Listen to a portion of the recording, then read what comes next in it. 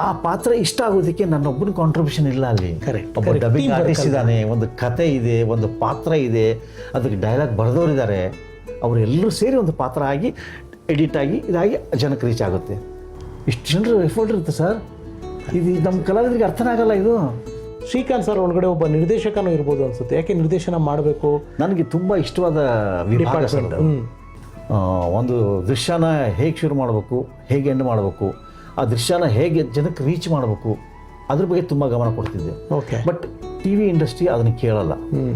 ಯಾಕಂದರೆ ನನ್ನಲ್ಲಿ ಏನೋ ಮೋಸ್ಟ್ಲಿ ತುಂಬ ಅದನ್ನು ಸೀರಿಯಸ್ ಆಗಿ ತಗೋತಿದ್ದೆ ನಾನು. ಅದನ್ನು ಓಕೆ. ಸೀನಲ್ಲಿ ತುಂಬ ಅತಿ ಇನ್ವಾಲ್ವ್ ಆಗಿಬಿಡೋದು, which is not required. Not required.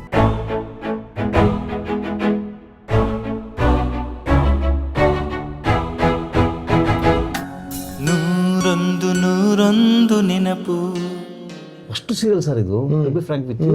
First serial ನಾನು ತೆಲುಗುನಲ್ಲಿ, ಅಂದರೆ ಭಾಷೆನೇ ಬರ್ತಿರ್ಲಿಲ್ಲ ನನಗೆ, ಒಂದು ಪದಾನ ಗೊತ್ತಿರಲಿಲ್ಲ ಅಂತ ಹೇಳಿದ್ನಲ್ಲ, first serial. But over the span of 6 months 1 year ಜನ ನನಗೆ ರೋಡ್ನಲ್ಲಿ ಸತ್ಯಂ ಗಾರು ಅಂತ ಪಾತ್ರದ ಸತ್ಯಂ ಅಂತ ಹೆಸರು, ಅಲ್ಲಿ ಗಾರು ಅಂದರೆ ಮರ್ಯಾದೆ, ಸತ್ಯಂ ಗಾರು ಅಂತೇಳಿ ಎಷ್ಟು ಜನ ಪರಿಚಯ ಹಿಡಿತಾರೆ, ಎಷ್ಟು ಜನ ನಿಮ್ಮನ್ನು ಇಷ್ಟಪಡ್ತಾರೆ, ನಿಮ್ಮ ಪಾತ್ರನ ಇಷ್ಟಪಡ್ತಾರೆ. ಬಟ್ ನನಗೆ ಏನೋ ಗೊತ್ತಿಲ್ಲ, ಪಾಪ ಅವರಿಗೆ ಆ ಪಾತ್ರ ಇಷ್ಟ ಆಗೋದಕ್ಕೆ ನನ್ನೊಬ್ಬನ ಕಾಂಟ್ರಿಬ್ಯೂಷನ್ ಇಲ್ಲ ಅಲ್ಲಿ. ಒಬ್ಬ ಡಬ್ಬಿಂಗ್ ಆರ್ಟಿಸ್ಟ್ ಇದ್ದಾನೆ, ಒಂದು ಕತೆ ಇದೆ, ಒಂದು ಪಾತ್ರ ಇದೆ, ಅದಕ್ಕೆ ಡೈಲಾಗ್ ಬರೆದವರಿದ್ದಾರೆ, ಅವರೆಲ್ಲರೂ ಸೇರಿ ಒಂದು ಪಾತ್ರ ಆಗಿ ಎಡಿಟ್ ಆಗಿ ಇದಾಗಿ ಜನಕ್ಕೆ ರೀಚ್ ಆಗುತ್ತೆ. ಅದು ಇಷ್ಟ ಆಗಬೇಕು ಅಂದರೆ ಅವನೊಬ್ಬನ ಕಾರಣ ಅಲ್ಲ, ಶ್ರಮ ಇರುತ್ತೆ. ಒಬ್ಬ ಎಡಿಟರ್ ಇರ್ತಾನೆ, ಒಬ್ಬ ಡೈರೆಕ್ಟರ್ ಇರ್ತಾನೆ, ಒಬ್ಬ ಮ್ಯೂಸಿಕ್ ಮಾಡೋನು ಇರ್ತಾನೆ, ಬ್ಯಾಕ್ಗ್ರೌಂಡ್ ಮ್ಯೂಸಿಕ್ ಕೊಡೋನು ಇರ್ತಾನೆ. ಇಷ್ಟು ಜನರು ಎಫರ್ಟ್ ಇರುತ್ತೆ ಸರ್. ಇದು ನಮ್ಮ ಕಲಾವಿದರಿಗೆ ಅರ್ಥನೇ ಆಗಲ್ಲ ಇದು. ಈಗ ಒಂದು ನೀವು ಆಚೆ ಹೋಗಿ ಒಂದು ನಿಮ್ಮ ಪಾತ್ರನ ಯಾರೂ ಇಷ್ಟಪಟ್ಟು ನಿಮ್ಮನ್ನು ಮಾತಾಡಿಸ್ತಾ ಇದ್ದಾರೆ ಅಂದರೆ, ನೀವು ಅಷ್ಟು ಮಾತಾಡ್ಸೋದಕ್ಕೆ ನಿಮ್ಮ ಹಿಂದೆ ಎಷ್ಟೋ ಜನ ಇದ್ದಾರೆ ಸರ್. ಅಷ್ಟು ಕೃಷಿ ನಡೆದಿರುತ್ತೆ. ಇವತ್ತು ಯಾವುದೊಂದು ಪಿಕ್ಚರ್ ಥಿಯೇಟ್ರಿಗೆ ಹೋಗ್ಬಿಟ್ಟು ನಾವು ಚಪ್ಪಾಳೆ ಹೊಡಿತೀವಿ, ಒಬ್ಬ ಹೀರೋ ಸೂಪರ್ ಮಾಡಿದ್ದಾನೆ, ಅವನು ಆಗ ಮಾಡೋದಕ್ಕೆ ಒಬ್ಬ ಡೈರೆಕ್ಟರ್ ಇದ್ದಾನೆ, ಅಲ್ಲಿ ಮಾಡಿಸಿರ್ತಾರೆ, ಒಬ್ಬ ಕ್ಯಾಮ್ರಾಮನ್ನು ಪ್ರಾಪರ್ ಲೈಟಿಂಗ್ ಮಾಡಿರ್ತಾನೆ, ಒಬ್ಬ ಬರಹಗಾರ ಒಳ್ಳೆ ಅದ್ಭುತವಾದ ಲೈನ್ ಬರೆದಿರ್ತಾನೆ, ಡೈಲಾಗ್ ಹೊಡಿತಾರೆ ಅವರು ಸ್ಟೇಜ್ ಮೇಲೆ ನಿಂತ್ಕೊಂಡು, ಅದು ಬರೆದವನು ಬೇರೆಯವನು ಅಲ್ಲಿ.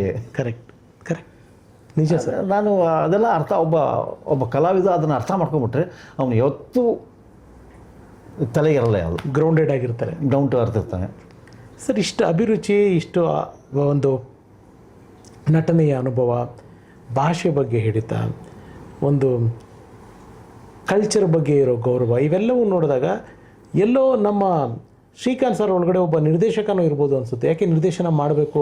ನನಗೆ ತುಂಬ ಇಷ್ಟವಾದ ಡಿಪಾರ್ಟ್ಮೆಂಟ್, ತುಂಬ ಇಷ್ಟವಾದ ವಿಭಾಗ. ಐ ಲವ್ ಡೈರೆಕ್ಷನ್, ಯಾಕೆ ಮೋರ್ ದನ್ ಆ್ಯಕ್ಟಿಂಗ್.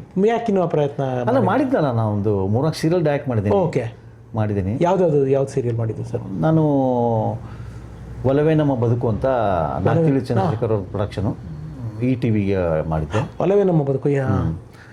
ಅದಾದಮೇಲೆ ಕಲ್ಲು ಸಕ್ಕರೆ ಅಂತ ಕೆ ಬಾಲಚಂದ್ರ ಅವ್ರ ಪ್ರೊಡಕ್ಷನು. ಓಕೆ, ಎಲ್ಲ ನಿರ್ದೇಶಕರ ಪ್ರೊಡಕ್ಷನ್ ಎಲ್ಲ ಮಾಡಿದ್ದು ನೋಡಿ. ಅವ್ರದ್ದೊಂದು ಕಲ್ಲು ಸಕ್ಕರೆ ಅಂತ ಒಂದು ಮಾಡಿದ್ದು. ಅದಾದಮೇಲೆ ಇವ್ರದ್ದು ಮಿಲ್ನಾ ಪ್ರಕಾಶ್ ಅವ್ರದ್ದು ಬೊಂಬೆ ಆಟವಯ್ಯ ಅಂತ. ಬೊಂಬೆ ಆಟವಯ್ಯ. ಓಕೆ, ಇವಾಗ ನಿರ್ದೇಶನದ ಬಗ್ಗೆ ಮಾತಾಡೋಣ. ನಿರ್ದೇಶಕನಾಗಿ ನಮ್ಮ ಶ್ರೀಕಾಂತ್ ಸರ್ಗೆ ಫಸ್ಟ್ ನೀವು ಮಾಡಿದ್ದು ಸೀರಿಯಲ್ಲು ನಾಗ್ತಿಹಳ್ಳಿ ಅವ್ರದ್ದು ಒಲವೇ ನಮ್ಮ ಬದುಕು.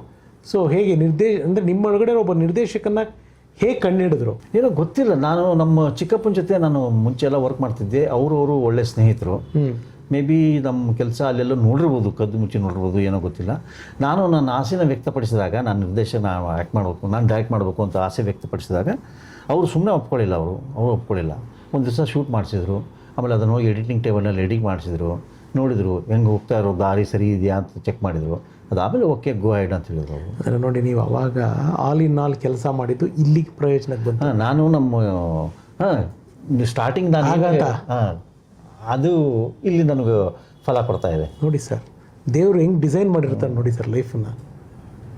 ಅಲ್ಲ, ಅದಕ್ಕೆ ಹೇಳೋದು, ನೀವು ಎಲ್ಲನೂ ಕಲ್ತ್ಕೋಬೇಕು ಸರ್, ಒಂದೇ ಅಂತಲ್ಲ. ಆಮೇಲೆ ನಿನಗೆ ಯಾವ್ದು ಸೆಟ್ ಆಗುತ್ತೋ ಅದನ್ನು ಆಯ್ಕೆ ಮಾಡ್ಕೊ ನೀನು. ಓಕೆ, ಆ ನಿರ್ದೇಶನದ ಜವಾಬ್ದಾರಿ ಹೇಗಿತ್ತು ಸರ್? ತುಂಬ ಕಷ್ಟ ನನಗೆ. ಅದು that is not my cup of tea ಅಂತ ಹೇಳ್ಬಿಟ್ಬಿಟ್ಟೆ. ಯಾಕಂದರೆ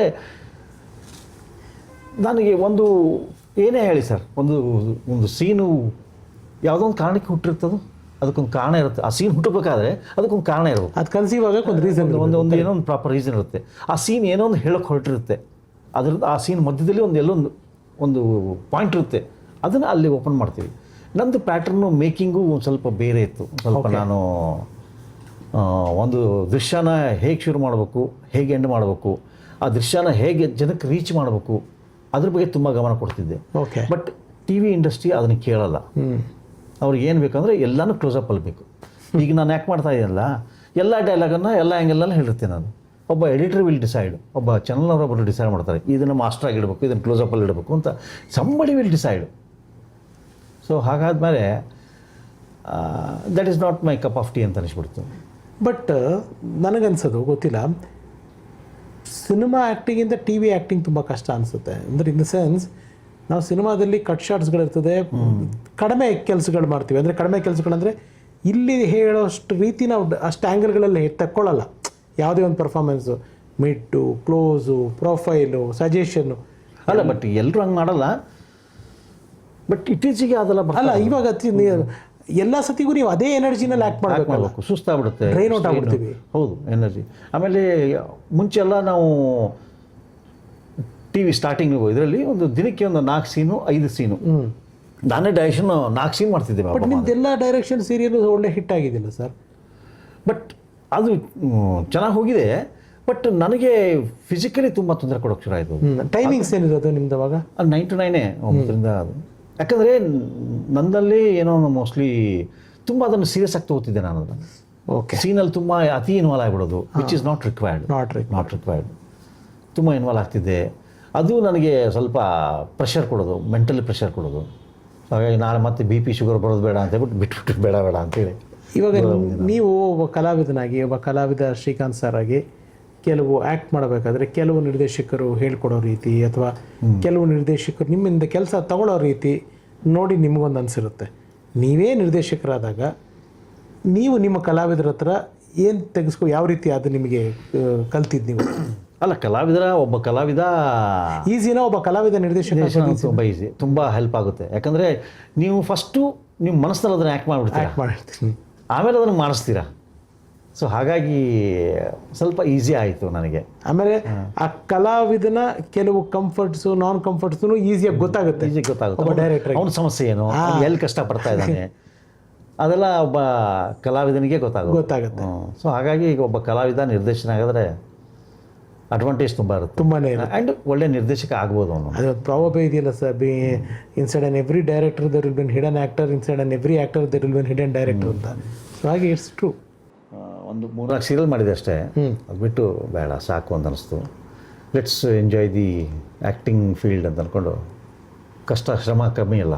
ಓಕೆ. ಕನ್ನಡ ಇವಾಗ ಯಾವ ಪ್ರೊಡಕ್ಷನ್, ಯಾವ ಇದೊಂದು ಶುರು ಆಗ್ತಾ ಇದೆ, ಸುವರ್ಣದಲ್ಲಿ ಶುರು ಆಗ್ತಾ ಇದೆ. ಓಕೆ. ಅದು ಆಗಬೇಕು, ಈಗ ಶೂಟಿಂಗ್ ನಡೀತಾ ಇದೆ. Okay. May be before IPL ಅಥವಾ ಆಫ್ಟರ್ IPL ಬರ್ಬೋದು, ಆನ್ ಏರ್ ಬರ್ಬೋದು. ನಿಮ್ಮ ಹಳೆ ಸಹಪಾಠಿಗಳು ಅಂದರೆ ಕಿರುತೆರೆಯ ಸ್ನೇಹಿತರುಗಳು, ನೀವೆಲ್ಲ ಈ ಥರ ಯಾವ್ದಾದ್ರು ಒಟ್ಟಾಗಿ ಸೇರೋದು, ಈ ಚಟುವಟಿಕೆಗಳು ಇವೆಲ್ಲ ನಡೀತಾ ಇದೆಯಾ? ಸಿಗ್ತಿರ್ತೇವೆ ನಾವು. ನಮ್ಮದೊಂದು ಯಾರು ನಿಮ್ಮ ಒಂದು ಕ್ಲೋಸ್ ಸರ್ಕಲ್ ಇದೆ, ಒಂದು 5-6 ಜನ ಇದೆ ನಾವು. ಅವಾಗ ನಮ್ಮಲ್ಲಿ ಒಂದು ಇದು ಏನಂದರೆ, ನೀನು ಅತಿ ಕ್ಲೋಸ್ ಇದೆಯಾ ಅಂತೇಳಿ ಡೈಲಿ ಫೋನ್ ಮಾಡಬೇಕು ಅವಶ್ಯಕತೆ. ಚಿಕ್ಕ ಚೆನ್ನಾಗಿ ಮಾತಾಡು ಸಾಕು, ಪ್ರೀತಿಯಿಂದ ಮಾತಾಡಿಸು. ಆ ಗಳಿಗೆ ಇದೆಯಲ್ಲ, ಆ ಟೈಮ್ ಯಾವ ಒಂದು ದಿವಸ ಎಲ್ಲೊಂದು ಕಡೆ ನಾವು ಟ್ರಿಪ್ ಹೋಗ್ತಿರ್ತೀವಿ, ಸುಮ್ಮನೆ ಬೋರ್ ಆಯ್ತು ಬಾರ ಹೋಗೋಣ ಮೈಸೂರಿಗೆ ಹೋಗೋಣ ಬಾ ಅಂತ ಹೇಳ್ಬಿಟ್ಟು ಒಂದು 4 ಜನ ಕಾರ್ ತೊಗೊಂಡು ಹೋಗ್ಬಿಡ್ತೀವಿ. ಒಂದು 2 ದಿವಸ ಅಲ್ಲಿ ಇದ್ಬಿಟ್ಟು ವಾಪಸ್ ಬಂದು ಅವ್ರವ್ರ ಕೆಲಸಕ್ಕೆ ಅವ್ರವ್ರು ಹೋಗ್ತಾರೆ. ಆ ಥರ ನಮ್ಮ ಇಂಡಸ್ಟ್ರಿನಲ್ಲಿ ನಿಮಗೆ ತುಂಬ ಕ್ಲೋಸ್ ಅಂತ ಅಂದರೆ ತುಂಬ ಇದಂಥವ್ರು ಯಾವ ಅವಾಗಿಂದ ನಾನು ಅಭ್ಯಾಸಗಳು ಯಾವ್ದಾದ್ರು ಅಂದ್ಕೊಂಡಿದ್ದೀರ ವಿಚಾರ? ಕೆಲವೊಂದು ಕಾನ್ಸೆಪ್ಟ್ಸ್ ಇದೆ, ತುಂಬ ಕಾನ್ಸೆಪ್ಟ್ಸ್ ಇದೆ. ಅದೇ ಮುಂಚೆ ನಾವು ಹೇಳ್ದಂಗೆ ಹುಡ್ಕೊಂಡು ಹೋಗಿಲ್ಲ, ಯಾರನ್ನೂ ಕೇಳಿಲ್ಲ ಆ ಸ್ಕೂಲು. ಸೊ ಹಾಗಾಗಿ ಯಾರೂ ನಮ್ಮ ಮನೆ ಬಾಗಿಲು ತಟ್ಟಲಿಲ್ಲ.